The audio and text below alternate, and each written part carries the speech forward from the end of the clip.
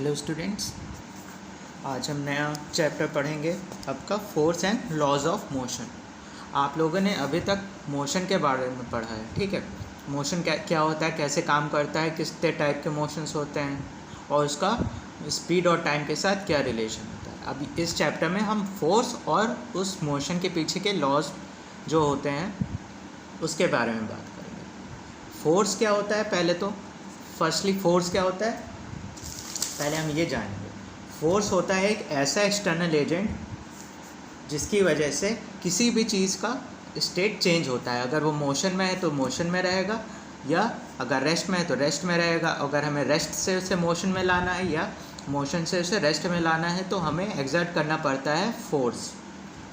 Okay, यहाँ पे आपको एग्जाम्पल में दिख रहा होगा, एक कार्ट है, ये एक लड़का है, ट्रॉली इसको मूव कर रहा है। अगर इसको मूव नहीं करेगा तो ये रेस्ट में रहेगा, और अगर इसको पुश कर रहा है, इस कार्ट को, तो ये ट्रॉली इसकी या कार्ट मूव करेगा। ड्रॉयर होता है, इसको खोलते हैं, पुल करते हैं या पुश करते हैं, ठीक है। यहाँ पे आपको एक स्प्रिंग दिख रही है, ये अगर कुछ ना करें रिलैक्स मोड में है, और अगर हम पुल करेंगे दोनों साइड से तो ये एक्सपैंड हो जाएगी। अगर बॉल है, ठीक है, अगर रबर बॉल है या बलून है, जब हम उसे प्रेस करेंगे तो उसकी स्टेट चेंज हो जाएगी, वो दूसरी अपने शेप और साइज़ में बदल जाती है, और हम फिर से हटा लेंगे तो वो वापस अपने शेप और साइज़ में आ जाएगी, ठीक है। किसी भी चीज़ का स्टेट चेंज करने के लिए हमें एक एक्सटर्नल एजेंट जो लगाना पड़ रहा है, पुश या पुल, ट्विस्टिंग के फॉर्म में, ठीक है। इसको ट्विस्ट करना, ये अभी ऐसे है, ठीक है, हम इसको पुश किए तो यहाँ चला गया, इसको पुल किए तो ये बाहर आ गया, ठीक है। इसको टर्न करे या ट्विस्ट करे तो इसका फॉर्म या स्टेट चेंज हो रहा है। This is the force. ये सब हो रहा है फोर्स के कारण, ठीक है। तो force it is an external agent और cause capable of changing the state of object, ठीक है। ये एक एक्सटर्नल एजेंट होता है जो चेंज करता है स्टेट ऑफ ऑब्जेक्ट को। कैसे? पुल, पुश, ट्विस्ट या प्रेस करके, ठीक है। ये हमने आपको बताया था, ठीक है। सिंपल सा ये फोर्स का यही इसका लॉ एक्ट होता है इस टॉपिक में। इस टॉपिक में आपका बस यही लॉ चलेगा कि ये एक एक्सटर्नल एजेंट है जो किसी भी ऑब्जेक्ट का स्टेट चेंज करने के लिए जाना जाता है, ठीक है। हमने अभी आपको डेफिनेशन बता दी, ठीक है, कैसे चेंज करता है इन सब एजेंट से, या कुछ और भी हो सकता है, टॉर्क होता है, ये सब होता है। जो ज़्यादा कॉम्प्लेक्स फोर्सेस होते हैं वो आपके लिए अभी है नहीं, ये सिंपल फोर्सेस हैं, या ये सिंपल फोर्सेस हैं जो आपको अभी समझने हैं, ठीक है। ये सिंपली ये फोर्स का इतना ही आपको पार्ट समझना था, आपके कोर्स में इतना ही था। और अब हम देखेंगे लॉज ऑफ मोशन। मोशन जो आपने पहले इससे जस्ट पहले वाले चैप्टर में पढ़ा, उसके पीछे के कुछ लॉज होते हैं, वो वर्क करता है कुछ लॉज पे, ठीक है। उसके पहले हम एक चीज़ जानेंगे, inertia.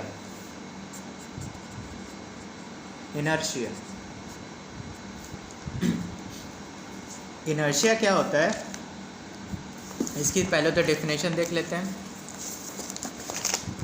Inertia a property of matter by which it remains at rest or uniform motion unless acted upon an external force, ठीक है।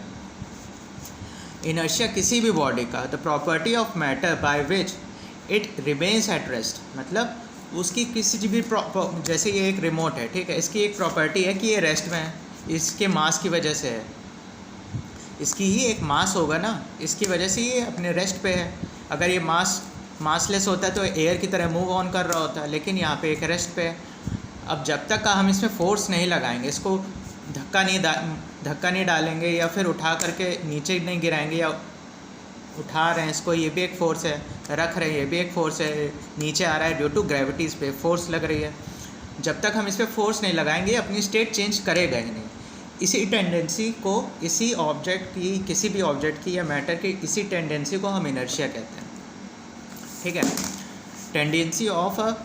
Tendency to resist any change in their state of motion or rest is termed as inertia. This is very simple thing, जैसे हमने आपको बताया, ठीक है। ये तो एक स्टेशनरी बॉडी थी, ये एक रोलिंग बॉडी है, आपको ये पेन रोल होता हुआ दिख रहा है, ठीक है। आगे जाके ये रुक जाएगा क्योंकि हमने इसे रोका, या इसके बीच का फ्रिक्शन जो एक्ट करेगा इसके ऊपर, या आगे जाके इस पेन को रोक देगा। लेकिन अगर फ्रिक्शन ना होता या अगर हमने अपने हाथ से इसको रोका ना होता तो ये मूव ऑन करता रहता है। यहाँ पे इसलिए रुका है क्योंकि ये फ्रिक्शन इसके ऊपर एक्ट कर रहा है।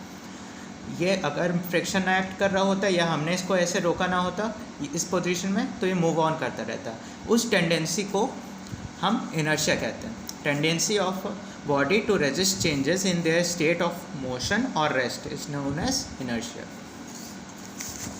ठीक है। तो फर्स्ट लॉ ऑफ मोशन, और ये सब जो लॉज हैं आपको बता दें, ये सब दिया था न्यूटन ने, तीनों लॉज न्यूटन ने दिया था। और फोर्स की एसआई यूनिट भी न्यूटन होती है, जिसे हम एन से डिनोट करते हैं। इसके बारे में अभी हम आगे आपको दिखाते हैं।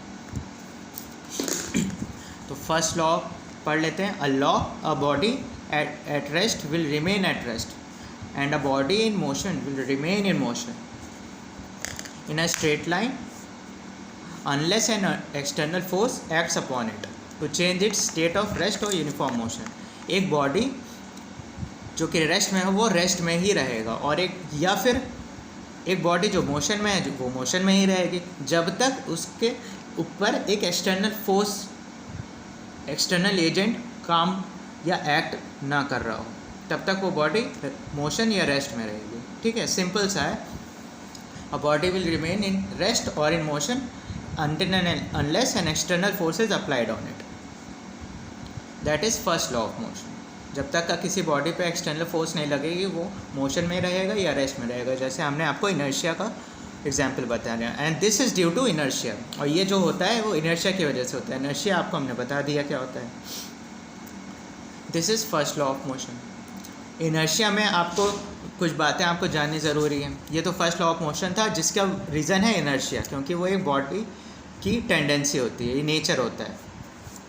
Inertia is the tendency of an object, ठीक है। एक एग्जांपल आपका बस में, जब भी आप बस पे चल रहे होते हैं, अचानक से कार या बस में ब्रेक लगता है तो आप क्या होता है, आगे की तरफ आ जाते हैं। आगे की तरफ क्यों हो जाते हैं? You move forward. क्यों? क्योंकि आप बैठे हो, आपका जो लोअर बॉडी है, फुट है, वो बस के कांटेक्ट में, डायरेक्ट कांटेक्ट में, तो फुट क्या होता है, बस के साथ ही मूव कर रहा होता है। और जैसे ही बस स्टॉप होती है, फुट तो रेस्ट में आ जाता है, लेकिन अपर बॉडी जो है वो मूव कर रही होती है, क्योंकि बस तो डायरेक्ट कांटेक्ट में थी, फुट तो डायरेक्ट कांटेक्ट में था बस के, तो वो तुरंत रेस्ट पे आ जाता है।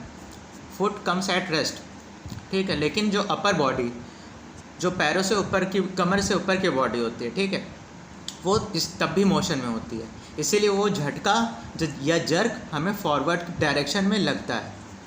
उसका रीज़न होता है इनर्शिया, क्योंकि जो ऊपर की बॉडी होती है वो ऑलरेडी मूव ऑन कर रही होती है। ऊपर की बॉडी नहीं चाहती है कि उसे रोका जाए, लेकिन अगर वो रुकेगी नहीं, ठीक है, वो जर्क लगेगा नहीं, जर्क जब तक लगेगा नहीं तब तक वो बॉडी मूव करती रहेगी। जैसे ही जर्क लगता है, जैसे ही बस या कार कोई भी चीज़ स्टॉप होती है, वो जर्क कुछ सेकंड्स के लिए होता है और फिर वो चला जाता है, क्योंकि जो लोअर बॉडी होती है और अपर बॉडी होती है वो अलाइनमेंट कर लेती है अपने अंदर कुछ ही सेकंड्स में। इसीलिए वो जर्क बस थोड़ी देर का होता है। तो आपको बस ये याद रखना है, जब भी बस स्टॉप होती है बॉडी आगे की तरफ मूव होती है, क्योंकि फुट डायरेक्ट कांटेक्ट में होता है बस के, तो वो रेस्ट में आ जाता है, while upper body still keeps on moving, ठीक है। इसीलिए उसे कुछ टाइम लगता है वो अलाइनमेंट अपनी बॉडी का सही करने के लिए। इसी तरह बस जब एकदम से स्टार्ट होती है तो हमें रेस्ट से, जब भी बस स्टार्ट होती है तो हमें झटका बैकवर्ड्स लगता है। क्यों?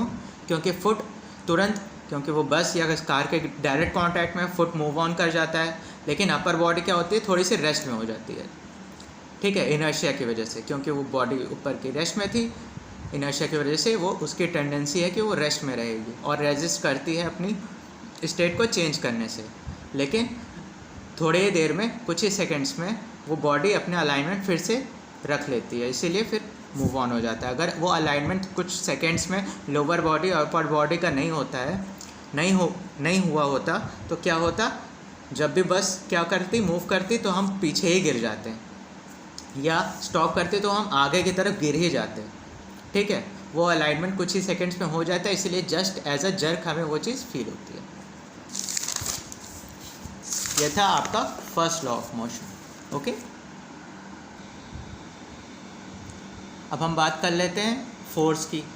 जो हम फोर्स बात कर रहे थे, आपको लॉज ऑफ मोशन जो फर्स्ट लॉ एक्सप्लेन किया है उसमें फोर्स का क्या काम था आपको पता चल गया। लेकिन फोर्स में भी दो टाइप के होते हैं, बैलेंस्ड एंड अनबैलेंस्ड फोर्स। नाम से ही पता चल रहा है, एक में कुछ बैलेंस हो रहा होगा और एक में कुछ अनबैलेंस होगा। क्या अनबैलेंस या बैलेंस हो सकता है? क्योंकि हम फोर्स पढ़ रहे हैं तो फोर्स के बारे में होगा। ठीक है, यहाँ पे एक एग्जांपल देखते हैं कि एक वुडन ब्लॉक रखा हुआ है एक टेबल पे, स्टेशनरी है। अगर ये मान लो ये पेपर है, ये रिमोट रखा है, ये स्टेशनरी है। क्यों? क्योंकि ना तो यहाँ से कोई फोर्स लग रहा है ना यहाँ से कोई फोर्स लग रहा है। ठीक है, जो इसका वेट होगा वो नीचे एक्ट कर रहा है ड्यू टू ग्रेविटी, और उतना ही फोर्स ये वुडन या बुक इसके ऊपर एक्ट कर रही है, इसीलिए इक्वल एंड ऑपोजिट डायरेक्शन में हो जा रहा है, इसीलिए ये स्टेशनरी है। यहाँ पे ना इधर से कोई चीज़ मूव कर रहा है ना इधर से इसको कोई हिट कर रहा है, तो ये स्टेशनरी है। मतलब जो भी फोर्सेस इसमें एक्ट कर रहे होंगे वो कहीं ना कहीं टोटल होकर के ज़ीरो हो जा रहे हैं, इसीलिए ये मूव नहीं कर रहा है। इसीलिए बैलेंस्ड जो फोर्स होता है उसका रिजल्टेंट हम मान के चलते हैं बैलेंस फोर्स तब होता है जब all the resultant force zero होता है, इक्वल्स टू ज़ीरो होता है। रिजल्टेंट क्या होता है? सम ऑफ फोर्सेस।